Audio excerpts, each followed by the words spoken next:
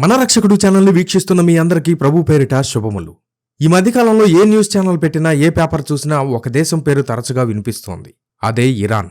యుద్ధాలు, అణ్వాయుధాలు, ఇజ్రాయెల్తో గొడవలు, ఇలా ఎప్పుడూ ఇరాన్ వార్తల్లో నిలుస్తుంది. ఇరాన్ యొక్క ఆరంభం దగ్గర నుండి రాబోయే అంత్యదినాల్లో అది చేయబోయే యుద్ధాల వరకు, ఇరాన్ పతనం వరకు దేవుడు తన గ్రంథంలో ముందే రాయించారు. బైబిల్లో మీరు ఇరాన్ అని వెతికితే దొరకకపోవచ్చు, కానీ దాని పాత పేరు పర్షియా లేదా ఏలాము అని వెతికితే ఆశ్చర్యకరమైన విషయాలు బయటపడతాయి. ఆదికాండము నుండి ప్రకటన గ్రంథం వరకు ఇరాన్ పాత్ర ఏంటి? ఒకప్పుడు దేవుని ప్రజలకు సహాయం చేసిన పర్షియా చివరి రోజుల్లో దేవుని ప్రజలకు వ్యతిరేకంగా ఎందుకు మారుతుంది? ఇవన్నీ వివరంగా తెలుసుకోవటం మనకు చాలా ముఖ్యం. ఆదికాండము నుండి చూస్తే నోవహు కాలంలో జలప్రళయం వచ్చిన తర్వాత భూమి మీద మనుషులు మళ్లీ విస్తరించడం మొదలుపెట్టారు కదా. నోవహుకు 3 కుమారులు, షేము, హాము, యాపెతు. ఆదికాండం 10వ అధ్యాయంలో మనం చూస్తే వీరి సంతానం పేర్లుంటాయి. ఇక్కడే మనకు ఇరాన్ మూలాలు కనిపిస్తాయి. ఫ్లావియస్ జోసెఫస్ వంటి రోమన్ యూదు చరిత్రకారుల కాలం నాటి చారిత్రక మరియు బైబిల్ పరిశోధనల ప్రకారం నోవహు కుమారులైన షేము, హాము మరియు యాపేతులను వివిధ చారిత్రక దేశాలకు మూలపురుషులుగా భావిస్తారు. ఈ సాంప్రదాయక వివరణల ప్రకారం మాదీయులు మరియు పారసీకులు యాపేతు వంశానికి చెందినవారిగా పరిగణించబడ్డారు. గ్రీకులు, రోమన్లు మరియు ఇతర ఐరోపా ప్రజలు కూడా ఇదే యాపేతు వంశానికి చెందినవారని చరిత్రకారులు చెబుతారు. పురాతన చరిత్రకారుల లెక్కల ప్రకారం నోవహు కొడుకైన యాపేతు సంతానం నుండే మాదీయులు, పర్షియన్లు, గ్రీకులు, రోమన్లు మరియు యూరోపియన్లు వచ్చారని నమ్ముతారు. ముఖ్యంగా 2 వ్యక్తుల పేర్లు మనం గుర్తుపెట్టుకోవాలి. ఒకటి మాదయి, ఇతను యాపేతు కుమారుడు. ఇతని సంతానమే మాదీయులు. వీరు ఇరాన్ దేశపు ఉత్తర ప్రాంతంలో కొండల మధ్య స్థిరపడ్డారు. రెండవ వ్యక్తి ఏలాము, ఇతను షేము కుమారుడు. ఇతని సంతానమే ఏలామీయులు. వీరు ఇరాన్ దేశపు దక్షిణ ప్రాంతంలో స్థిరపడ్డారు. అంటే ఈరోజు మనం చూస్తున్న ఇరాన్ దేశస్థులు ఈ మాదయి మరియు ఏలాము సంతానమే. ఆదికాండము 14వ అధ్యాయంలో బైబిల్లో జరిగిన మొట్టమొదటి అంతర్జాతీయ యుద్ధం గురించి రాయబడి ఉంది. అక్కడ కేదర్లాయోమెరు అనే ఏలాము రాజు సొదొమ ప్రాంతం మీద దండెత్తాడు. అప్పుడు మన విశ్వాసులకు తండ్రి అయిన అబ్రహాము కేవలం 318 మందితో వెళ్లి ఆ రాజులను ఓడించి తమ బంధువైన లోతును విడిపించాడు. దీన్ని బట్టి మనకేమర్థమవుతుంది? ఇరాన్ అంటే ఏలాము అనేది అనాది నుండి ఒక బలమైన దేశం. కానీ దేవుని ప్రజలైన అబ్రహాము ముందు వారు నిలవలేకపోయారు.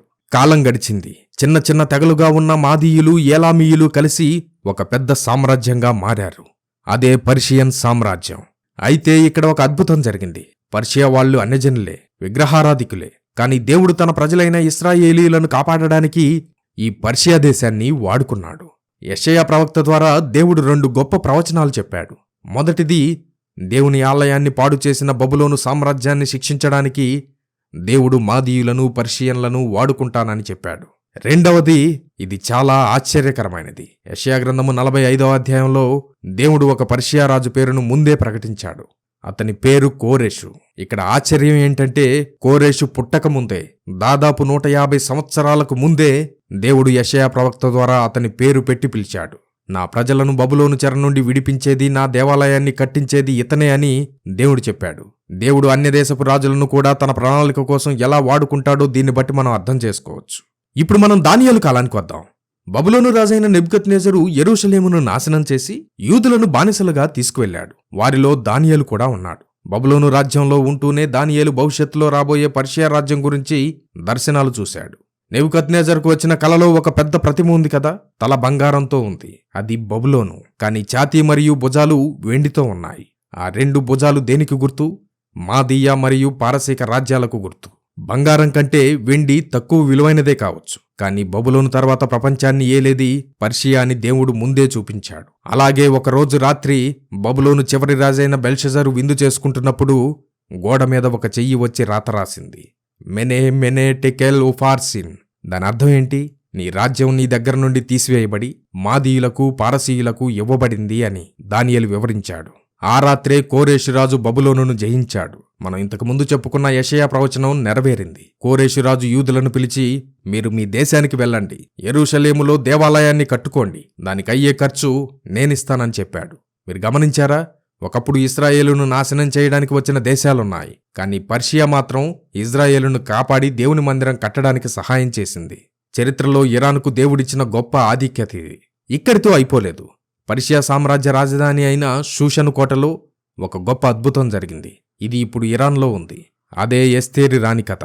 హామాను అనే దుర్మార్గుడు యూదులందరినీ చంపాలని ప్లాన్ వేస్తే దేవుడు ఎస్తేరు అనే యూదు యువతని పర్షియా రాణిగా చేసి తన ప్రజలను కాపాడాడు.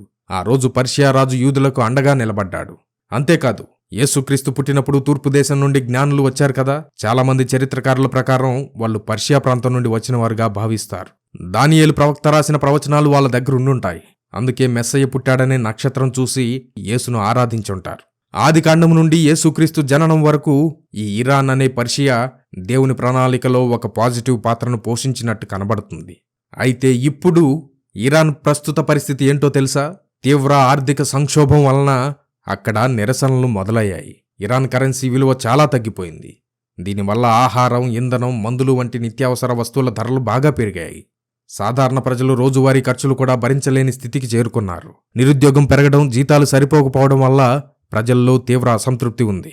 ఈ ఆర్థిక సమస్యలు మొదటగా వ్యాపారుల నుంచి నిరసనలుగా మొదలయ్యాయి. వారు దుకాణాలు మూసేసి ప్రభుత్వానికి వ్యతిరేకంగా రోడ్లపైకొచ్చారు. తర్వాత ఈ ఉద్యమం క్రమంగా విద్యార్థులు, కార్మికులు, సాధారణ పౌరుల వరకు విస్తరించింది. తెహ్రాన్ మాత్రమే కాకుండా ఇతర పెద్ద నగరాల్లో కూడా నిరసనలు జరుగుతున్నాయి. ఆర్థిక సమస్యలతో మొదలైన ఈ ప్రొటెస్ట్స్ ఇప్పుడు రాజకీయ అసంతృప్తిగా మారాయి. చాలా మంది ప్రజలు ప్రభుత్వ పాలనపై, అవినీతిపై, దేశాన్ని పాలిస్తున్న మతపరమైన వ్యవస్థపై తీవ్ర విమర్శలు చేస్తున్నారు. కొందరు నిరసనకారులు ఎక్కువ స్వేచ్ఛలు కావాలని, ప్రభుత్వం జవాబుదారీగా ఉండాలని డిమాండ్ చేస్తున్నారు. ప్రభుత్వం ఈ నిరసనలను కఠినంగా అణిచివేయడానికి ప్రయత్నిస్తోంది. పోలీసులు, భద్రతా బలగాలు నిరసనకారులపై టియర్ గ్యాస్ ఉపయోగించటం, పెద్ద సంఖ్యలో అరెస్టులు చేయడం జరిగింది. ప్రజలు బయట ప్రపంచంతో మాట్లాడకుండా చేయడానికి ఇంటర్నెట్ నియంత్రణలు కూడా పెంచారు. ప్రస్తుత పరిస్థితి చూస్తే ఇరాన్లో ప్రజలు ఆర్థిక కష్టాలు ప్లస్ రాజకీయ అసంతృప్తి రెండింటితో తీవ్ర ఒత్తిడిలో ఉన్నారు. ప్రభుత్వం నిరసనలను పూర్తిగా ఆపే ప్రయత్నం చేస్తున్నా ప్రజల్లోని అసహనం ఇంకా కొనసాగుతుంది. ఈ పరిస్థితి ఎటువైపు వెళ్తుందో అనేది ఇప్పుడు ప్రపంచం మొత్తం గమనిస్తుంది. అయితే ఇప్పుడు క్రైస్తవులుగా మనం గమనించాల్సిన విషయం, ప్రస్తుత పరిస్థితుల్లో ఇరాన్ దేశానికి సహాయం చేయగల పెద్ద దేశం రష్యా మాత్రమే. ఇజ్రాయెల్ దేశానికి అమెరికా సపోర్ట్ ఉన్నట్టు ఇరాన్ కూడా అమెరికా, ఇజ్రాయెల్ దేశాలను ఎదుర్కోవడానికి రష్యా సహాయం తీసుకోబోతుంది. ఇది దేవుడు యెహెజ్కేలు ద్వారా రాయించిన బైబిల్ ప్రవచనం. ఇరాన్ దేశం రష్యా దేశంతో చేతులు కలపబోతుంది అనే ప్రవచనం గుండా ఈ లోకం వెళ్తుంది. ఒకసారి ఇది చూడండి. యెహెజ్కేలు గ్రంథము 38వ అధ్యాయము 5వ వచనం. నీతో కూడిన పారసీకపు దేశపు వారిని, కూషీయులను, పూతువారినందరినీ, డాళ్లను, శిరస్త్రాణములను ధరించు వారినందరినీ నేను బయలుదేరదీసేదను.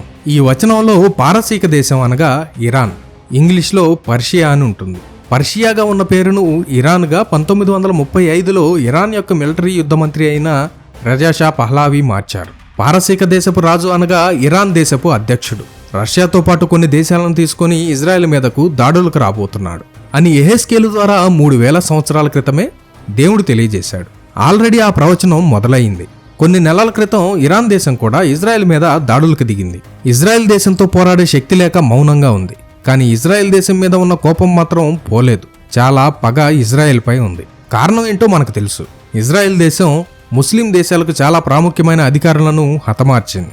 కొన్ని దేశాలు ఇజ్రాయెల్ గాజా మీద చేస్తున్న యుద్ధం ఆపాలి అని అన్నా కానీ ఇజ్రాయెల్ ఎవరి మాట వినట్లేదు. అందువల్ల ఇజ్రాయెల్ మీదకు మెల్లగా వ్యతిరేకత మొదలైంది. ఇంతకుముందు ఇజ్రాయెల్ ఏం చేసినా కరెక్ట్ అన్న దేశాలు ఇప్పుడు 50-50గా ఉన్నాయి. ఒకసారి చూడండి. యెహెజ్కేలు గ్రంథము 38వ అధ్యాయము 15వ వచనం నుండి. ఉత్తర దిక్కున దూరమునున్న నీ స్థలములలో నుండి నీవును, నీతో కూడా జనములు అనేకములును గుర్రములెక్కి బహు విస్తారమైన సైన్యముగా కూడివచ్చి మేఘము భూమిని కమ్మినట్లు ఇశ్రాయేలీయులకు నా జనముల మీద పడెదరు. అంత్యదినములందు అది సంభవించును. అన్యజనులు నన్ను తెలుసుకున్నట్లు నిన్ను బట్టి వారి ఎదుట నన్ను నేను పరిశుద్ధపరచుకుని సమయమున గోగు నేను నా దేశము మీదికి నిన్ను రప్పించెదను. అంత్యదినాల్లో రష్యాతో పాటు కొన్ని దేశాలు ఇజ్రాయెల్ మీదకి యుద్ధానికి రాబోతున్నాయి. అవి అంత్యదినాల్లో జరుగుతాయని దేవుని వాక్యం చెప్తుంది. మనం జీవిస్తున్న దినాలు అంత్యదినాలు కాదంటారా? ఇప్పుడు మనం ప్రపంచంలో చూస్తున్న ఈ యుద్ధ వాతావరణం 3వ ప్రపంచ యుద్ధానికి దారితీస్తుందని దేవుని వాక్యం చెప్తుంది. ప్రకటన గ్రంథము 16వ అధ్యాయము 15వ వచనంలో రాయబడ్డ హర్మెగిద్దోను యుద్ధానికి లోకం పరిగెడుతుంది.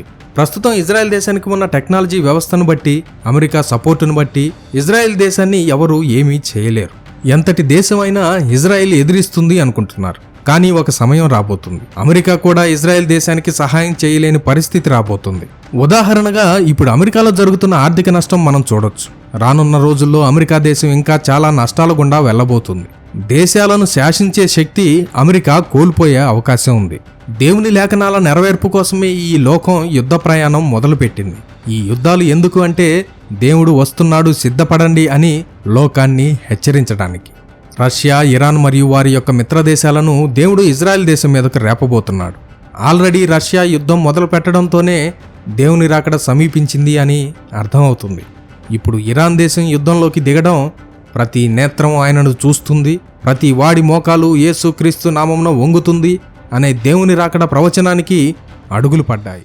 రష్యా ఎప్పటి నుండో ఇరాన్ దేశానికి మంచి మిత్రదేశంగా ఉంది. రీసెంట్గా అమెరికా ఇరాన్కు వార్న్ చేసింది. ప్రొటెస్ట్ చేస్తున్న వారిని చంపితే మేము యుద్ధంలోకి దిగుతాం అంటుంది. ఇరాన్ దేశం ఆర్థికంగా లేదా రాజకీయంగా పూర్తిగా పతనం అవడం ప్రపంచ దేశాలకు, ముఖ్యంగా దానితో వాణిజ్య సంబంధాలు ఉన్న దేశాలకు ఏమాత్రం క్షేమకరం కాదు. ప్రపంచంలోనే అత్యధిక చమురు మరియు సహజ వాయువు నిల్వలు ఉన్న దేశాల్లో ఒకటైన ఇరాన్ కుప్పకూలిపోతే అంతర్జాతీయ మార్కెట్లో ఇంధన ధరలు ఆకాశాన్ని తాకుతాయి. ఇది ప్రపంచవ్యాప్తంగా రవాణా అలాగే నిత్యావసరాల ధరలు పెరిగేందుకు దారితీస్తుంది. అంతేకాకుండా చైనా వంటి అగ్రరాజ్యాలు తమ ఇంధన అవసరాల కోసం ఇరాన్తో కోట్లాది డాలర్ల వ్యాపారం చేస్తున్నాయి. అలాగే ఇండియా, టర్కీ, ఇరాన్, పాకిస్తాన్ వంటి దేశాలకు కూడా ఇరాన్తో సిమెంట్, వ్యవసాయ ఉత్పత్తులు, పెట్రోకెమికల్స్ విషయంలో బలమైన వాణిజ్య బంధం ఉంది. ఇరాన్ అస్థిరపడితే హార్ముజ్ జలసంధి వంటి కీలకమైన వాణిజ్య మార్గాలకు ముప్పు వచ్చి గ్లోబల్ సప్లై చైన్ దెబ్బతింటుంది. తద్వారా అనేక దేశాలు ఆర్థిక మాంద్యాన్ని ఎదుర్కోవాల్సి వస్తుంది. కాబట్టి ఇది ముందుకు కొనసాగటం ఎవరికీ మంచిది కాదు. అందరూ నష్టపోవాల్సి ఉంటుంది.